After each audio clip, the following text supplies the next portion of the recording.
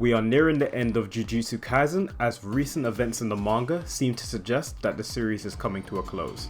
Before we reach that conclusion, however, I would like to go back and look at one of the more interesting characters in this story and his overall impact even until recently. Mahito is a character who at face value is very easy to read, but his role within the world of Jujutsu did imply that he was destined for greater power, but as we all know, this was cut short due to Yuji and Kenjaku. Today I want to look over the character of Mahito and examine why Yuji made a direct comparison between himself and Mahito. I'll be trying to minimize spoilers for animes only until near the end, where I'll be going into events from recent chapters, but all of that will be timestamped. Before we get into that though, I want to quickly make sure you guys have left a like and subscribed as we are on our way to 1,000 subscribers. Also, if you guys want me to make video essays on any other characters, shows, movies or games, make sure to leave that in the comments down below. With that out of the way, let's get straight into it. Mahito was the cursed spirit formed directly through human hatred, which directly correlated with his personality and powers. His only goal was to kill humans and make sure that cursed spirits were on top of the food chain, but through his power, he ended up developing a mindset which is only comparable to the strongest, but more on that later. Unlike the rest of the cursed spirits, Mahito is the only one that takes on a human appearance, which again ties back to his birth, and it explains why he has a strong rivalry with Yuji, as Yuji is closer to the best of humanity, with Mahito being the opposite end of the coin. This is further implied through his design, which is made up of stitches along his face and body, which could relate to his torturous nature towards humans, or even the idea that his human body is a stitched up shell, hiding the demonic figure inside of it.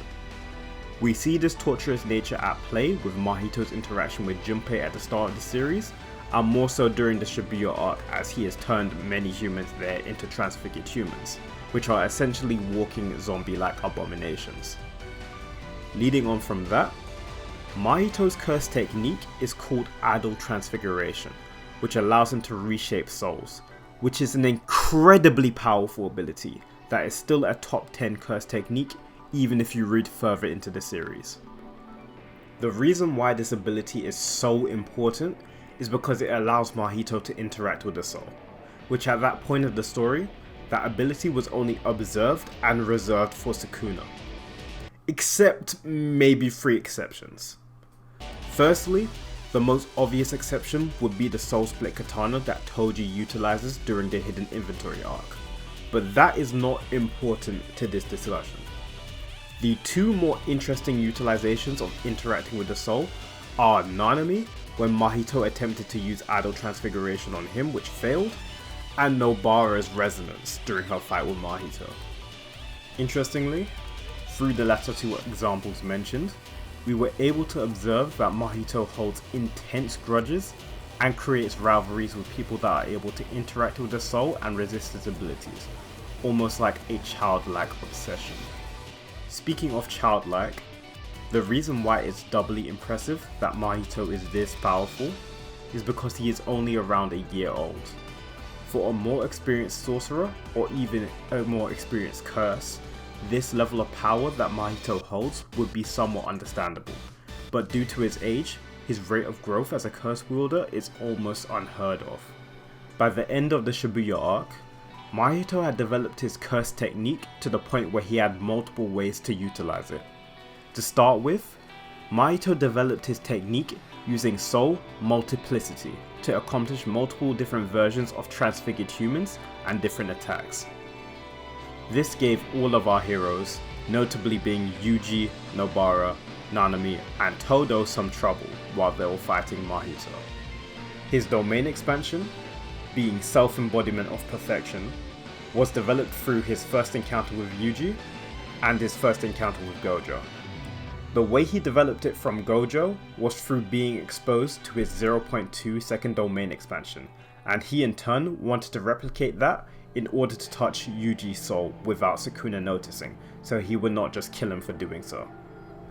An interesting detail about Mahito's domain is that it requires 2 different hand signs while utilizing 4 hands, which in JJK is simultaneously an indicator of power, as multiple hand signs usually equates to a stronger technique, and it also implies inexperience, as the experienced sorcerers are able to minimize this restriction to one hand minimum, which directly correlates to Mahito as a character.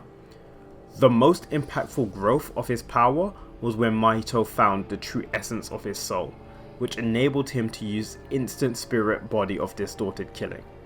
Yes, it has a ridiculously long name. This essentially is like a massive body of armor he can transform into, which would again relate to the design of the stitches and the demon within.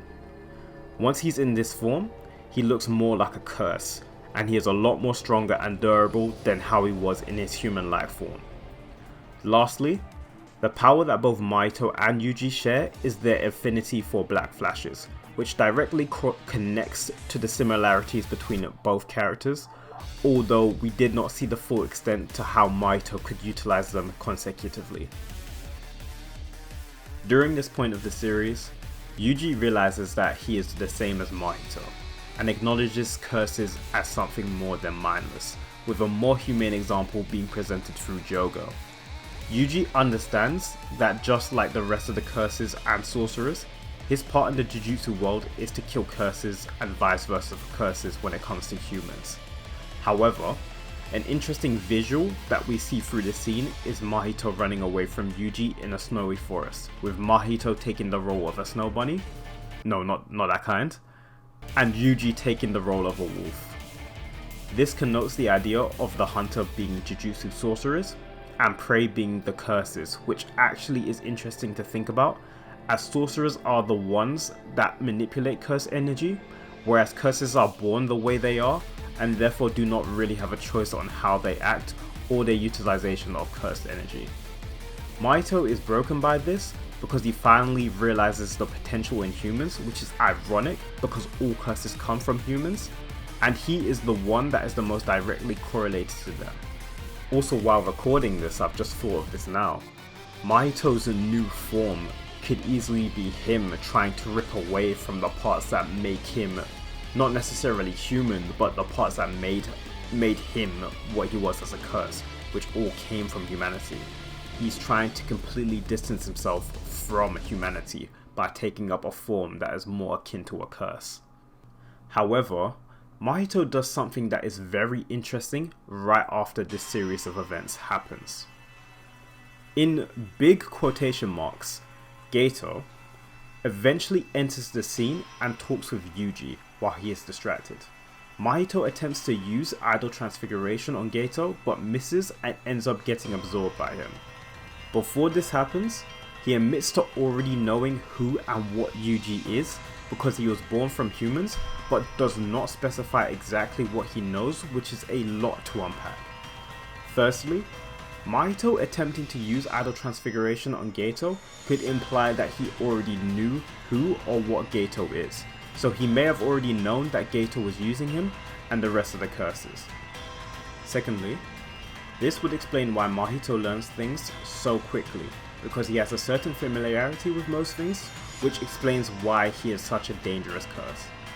Thirdly, this at least implies that Mahito has a more direct connection with humans, which again makes him the perfect antagonist for Yuji, or at the very minimum, it means that the curses have a lot more of a direct connection that we just don't know about.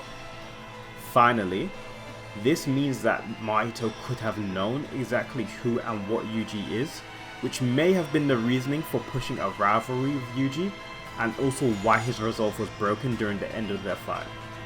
Now from here, I'll be going through spoiler territory, so for those of you who are anime onlys, just make sure to skip ahead to the conclusion.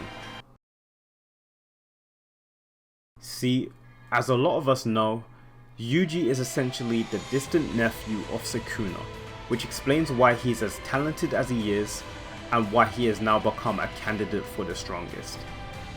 The difference between what Mahito represented and what Sukuna represents is that Mahito was the representation of the beginnings of a Sukuna level threat. He justifies the importance of Jujutsu sorcerers, while also establishing the quote-unquote food chain when it comes to curses and sorcerers, which is semi-implied through the broken grading system that the Jujutsu sorcerers made, which put special grade curses below special grade sorcerers. Mahito could have definitely redefined this grading system, as he clearly is intelligent enough and powerful enough to become the strongest, which I definitely think he could rival Sukuna and Gojo, and I think this is due to the nature of who he is as a curse, whereas the majority of other curses would have never been able to reach his level. Again, we can tie that back to Jogo, who is incredibly powerful in his own right. On the other hand, Sukuna is the representation of how someone uses, abuses, and manipulates cursed energy for their own personal strength and purposes. His role in the story, alongside the entire Culling Games arc, is to show how sorcerers have the true power within Jujutsu society, which we can see through Sukuna, Kinjaku, and Tengen. But I do not want to go on a tangent about them because that is not the purpose of this video. This is why Mahito is the perfect antagonist for Yuji in the Shibuya incident, and why Gege subsequently moved on to Kinjaku and Sukuna as the main villains in the next arc, with sorcerers old and new becoming supplementary allies and enemies. In conclusion, Mahito is a direct reflection of humanity within Jujutsu Kaisen, as he is a direct counter to the hope of humanity in Yuji. With more time and experience under his belt, his power could have risen to a level which rivaled the strongest in the verse, with that being Sukuna and Gojo, and this is due to his unbelievable and inhumane toolset in combat and his extremely quick ability to learn, which is again similar to the realm of Sukuna and Gojo.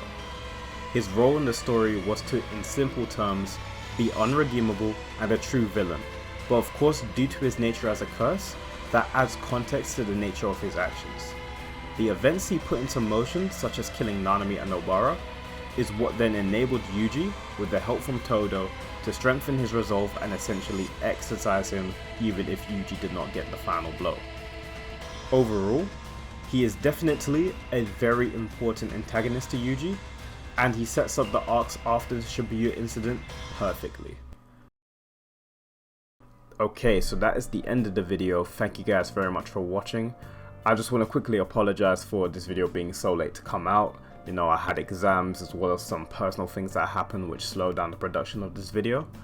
One thing I do also want to know is that if you guys want longer videos, I've been trying to keep it between 10 to 15 minutes, but if you guys want, 20, 25 minute videos, just let me know. The best way to let me know is obviously by leaving a like, subscribing, and also commenting down below. Yeah man, I think the next JJK video I'm probably going to wait until the series ends, because that would obviously give me the most amount of context, and it would also allow me to gather all my thoughts and kind of, put everything together in the way I'd want to. But other than that, I don't want to make this outro too long. Again, thank you so much for watching, and I'll see you guys next time. Take care.